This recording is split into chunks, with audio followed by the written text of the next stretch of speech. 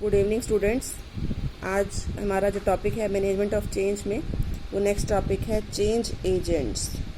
अब नाम से पता चल रहा है चेंज एजेंट, मतलब ऐसा एजेंट, ऐसा पर्सन जो चेंज को इम्प्लीमेंट करवाता है ना। तो देखो चेंज एजेंट क्या है, उन व्यक्तियों से है या व्यक्तियों के समूह से है जो परिवर्तन कार्यक्रम को संगठन में लागू करते हैं। मतलब जो भी आपका चेंज का प्रोग्राम है उसको कैसे वो लागू करवाएंगे, क्योंकि उसको तो सब विरोध करेंगे, है ना। तो विस्तार के आधार पर इसने बताया कि दो प्रकार के हो सकते हैं। एक तो माइनर चेंज हो सकता है, एक मेजर चेंज हो सकता है। जो माइनर चेंज है उसका विरोध जनरली इतना नहीं होता, उसको एम्प्लॉयज़ एक्सेप्ट कर लेते हैं, है ना। मेन प्रॉब्लम आती है मेजर चेंज में, जिसमें कि उनको छटनी का डर होता है, जिसमें कि उनको ये लगता है कि उनके ऊपर काम का बर्डन बढ़ जाएगा। बहुत सारे डर होते हैं जो हम आगे पढ़ेंगे। अब देखो जो मेजर चेंज है उसको इम्प्लीमेंट कराने के लिए जो चेंज एजेंट होते हैं वो दो तरह के होते हैं। एक तो जो कंपनी के अंदर है इंटरनल चेंज एजेंट, एक जो बाहर से बुलाए जाते हैं एक्सटर्नल चेंज एजेंट। अब देखिए जो इंटरनल चेंज एजेंट है वो भी दो तरह के हैं। एक तो होता है चीफ मैनेजर, है ना। ये चीफ मैनेजर ऐसा पर्सन है जो कंपनी का मैनेजर है, जो कि उस चेंज को पहले खुद समझ लेता है क्या है, कैसे इम्प्लीमेंट करना है, उसको खुद उसको नॉलेज होती है और वो खुद अपने आप को प्रिपेयर कर लेता है कि हाउ टू चेंज। उसके बाद जो भी कंसर्न पर्सन है, जैसे कि सुपरवाइज़र है या सुपरिटेंडेंट है जिसने कि एम्प्लॉय से काम लेना है ना, तो उनको वो समझा देता है, उनको वो ट्रेनिंग प्रोवाइड कर देता है कि इस तरह से वो चेंज करना है। फिर जो डिपार्टमेंटल मैनेजर्स होते हैं, मतलब उस डिपार्टमेंट का जो भी मैनेजर है, वो मैनेजर फिर एम्प्लॉयज़ को कन्विंस करता है और उनको ट्रेनिंग देता है कि how to accept these changes, उसको किस तरह से इम्प्लीमेंट करना है। सेकेंड होता है चेंज एडवाइज़र।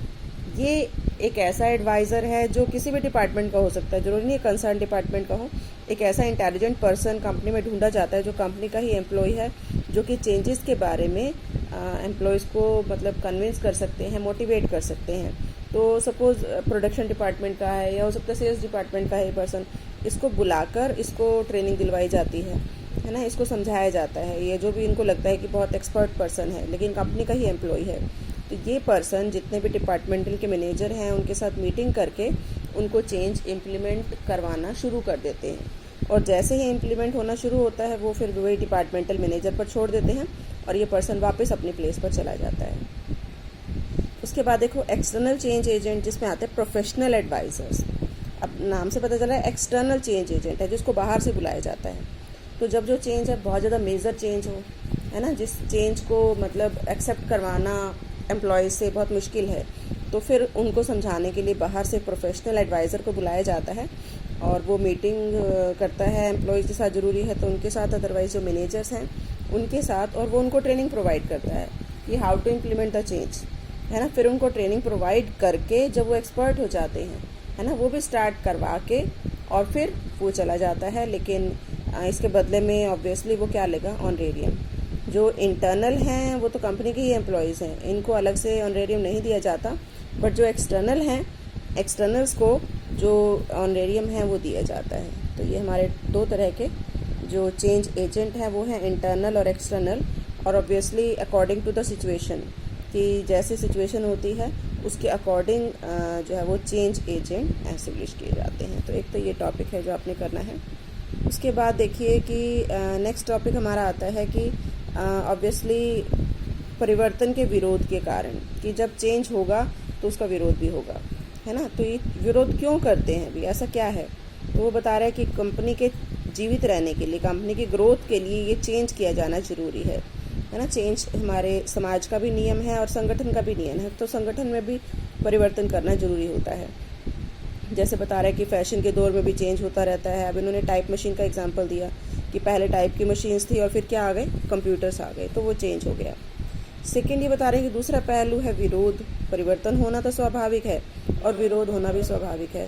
तो मनुष्य स्वभाव से ही कुछ ऐसा है कि वो उसका चेंज करता ही है ना। तो जैसे ये वो कह रहा है कि ऑफिस में अगर टाइप मशीन पहले थी, एम्प्लॉयज़ को उसके ऊपर हैबिट थी, और जैसे ही कंप्यूटर आए तो उनको कंप्यूटर सीखना पड़ा या सीखना पड़ेगा, इसलिए वो इसका विरोध करते हैं। तो बहुत सारे फियर होते हैं जिसकी वजह से वो इसका विरोध करते हैं।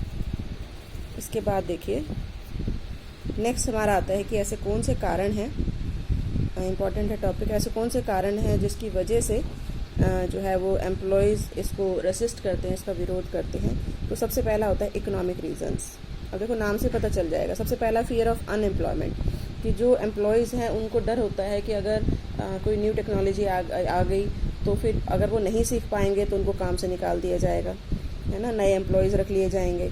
तो एक तो वो इसलिए विरोध करते हैं। सेकंड होता है फियर ऑफ डिमोशन, कि उनको लगता है कि अगर वो इसको नहीं सीख पाए और उनके जूनियर ने सीख लिया तो उसका प्रमोशन कर देंगे और इनका डिमोशन कर देंगे। और इसी तरह से फियर ऑफ हैवी वर्कलोड, कि उनका जो वर्कलोड है बहुत ज़्यादा बढ़ जाएगा, सारा काम उनको करना पड़ेगा, है ना, इसकी वजह से वो इसका विरोध करते हैं। अब देखिए उसके बाद सेकंड आता है साइकोलॉजिकल रीज़न। साइकोलॉजिकल में सबसे पहला रीज़न है no participation in changes.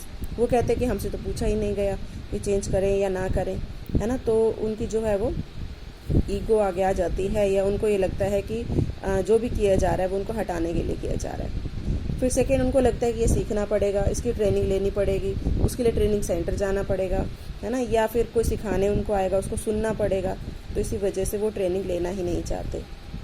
Fear of monotony, monotony, निरस्ता का डर लगता है उनको कि अगर वो मतलब इस काम को सीखेंगे तो वो इसी में एक्सपर्ट हो जाएंगे, फिर उनको कोई और काम नहीं दिया जाएगा, है ना, तो बोर हो जाएंगे वो। और इसी तरह से फियर ऑफ ईगो डिससेटिस्फेक्शन, कि उनको लगता है कि अगर वो ये काम करेंगे तो इससे उनकी ईगो हर्ट होगी कि वो किसी की बात को क्यों माने, है ना, जैसे वो कहते हैं कि एक बॉस एम्प्लॉय की बात को क्यों माने।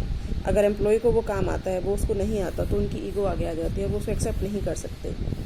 And fear of loss due to uncertainty, उनको लगता है पता नहीं वो सीख पाएंगे नहीं सीख पाएंगे, न्यू टेक्नोलॉजी है, तो इसलिए जो है वो ये अनसर्टेन है, इसलिए भी वो उसका विरोध करते हैं। अब देखिए कुछ सामाजिक कारण हैं जिसमें कहते हैं कि न्यू सोशल एडजस्टमेंट, कि कई बार जैसे न्यू टेक्नोलॉजी आ गई, आपका डिपार्टमेंट चेंज कर दिया अकॉर्डिंग टू योर इंटरेस्ट, आप नहीं सीख पाए, आपको कहीं और भेज दिया, तो इस तरह से जो सोशल चेंजेस होते हैं उसमें एडजस्ट करना उनके लिए मुश्किल हो जाता है। ग्रुप नॉर्म्स, कि अगर सपोज़ कोई टेक्नोलॉजी न्यू आई है, आप उसका विरोध नहीं करना चाहते, लेकिन आपके सारे जितने भी फ्रेंड्स हैं, जितने भी कलीग्स हैं, वो उसका विरोध कर रहे हैं, तो आपको भी उनके साथ चलना पड़ेगा, है ना, जैसे यूनियंस होती हैं, यूनियन की बात को मानना पड़ेगा। इसी तरह से देखिए वन साइडेड बेनिफिट, कि कई बार जो बेनिफिट होते हैं वो भी एक पार्टी को होते हैं, जैसे उनको लगता है कि एम्प्लॉय को ही इसको बेनिफिट है, एम्प्लॉयज़ को नहीं है ना, तो वो ये कहते हैं कि हम उनके लिए क्यों काम करें। उसके बाद देखो नेक्स्ट आता है ऑर्गेनाइजेशनल फैक्टर। 3 फैक्टर हैं, कि सबसे पहला फैक्टर कि उनको ये लगता है कि उनकी पावर चली जाएगी, उनका इन्फ्लुएंस ख़त्म हो जाएगा एम्प्लॉयज़ के ऊपर, है ना, जैसे सुपरवाइज़र हैं, सुपरिटेंडेंट हैं जो उनको कंट्रोल करते हैं, अब उनकी ज़रूरत नहीं पड़ेगी, तो इस फियर की वजह से भी वो जो है वो इस चेंज को एक्सेप्ट नहीं करते। और कुछ उनको ये लगता है कि उनके पास जो रिसोर्सेज हैं वो लिमिटेड हैं, तो वो लिमिटेड रिसोर्सेज की वजह से भी उनको ये लगता है कि जो है वो इस चेंज को इम्प्लीमेंट करना पॉसिबल नहीं है, कि उनके पास मशीन नहीं है, नई मशीन को ख़रीदने के लिए पैसे नहीं हैं, है ना, तो इस तरह की जो स्कार्सिटी है उसकी वजह से भी जो है वो एक डर होता है। और हैवी चेंज कॉस्ट, कि अगर आप इस चेंज को इम्प्लीमेंट करते हैं तो उसकी कॉस्ट बहुत ज़्यादा आती है, जिसकी वजह से हो सकता है कि कंपनी उतना प्रॉफिट अर्न ना कर सके। तो ये कुछ रीज़न्स हैं जिसकी वजह से परिवर्तन का विरोध होता है। Thank you.